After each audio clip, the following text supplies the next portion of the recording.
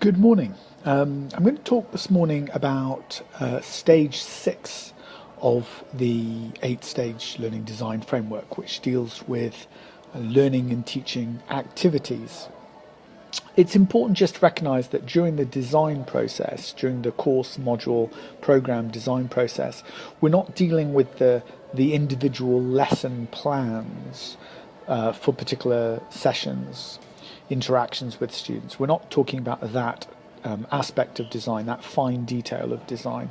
What we are doing is talking about the structure of the learning and teaching. Effectively, we're devising something of a learning and teaching strategy, an approach that's going to enable students to rehearse their ability to demonstrate their attainment of the evidence of the outcomes, so the assessment, and obviously it's therefore directly linked to the intended learning outcomes.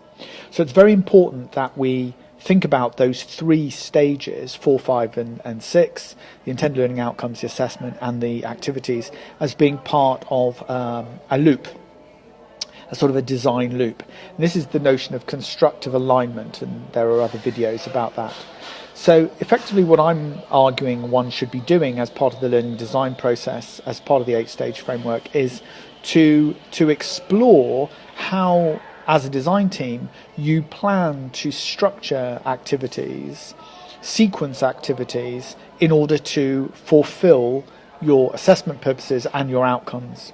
Now that's a conversation that you have as a team.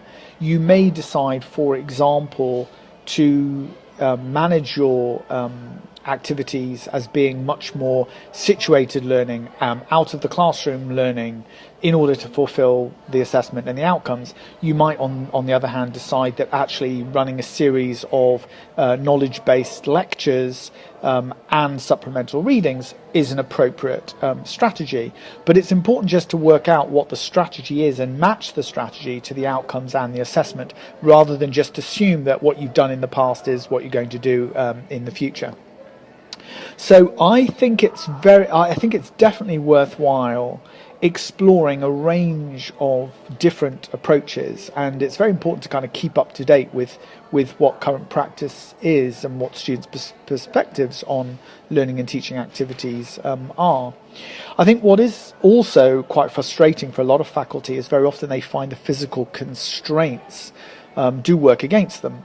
So it's very difficult, for example, to have students work collaboratively in a large lecture theatre. For example, that's fairly obvious. And so it's very important to be thinking about some of the institutional constraints, which you should have already defined in your overview structure, your overview session, stage 0 effectively in the framework. But I think it's very important just to keep an open mind and to embrace the most appropriate learning and teaching strategy to enable your modules and your programs to work well.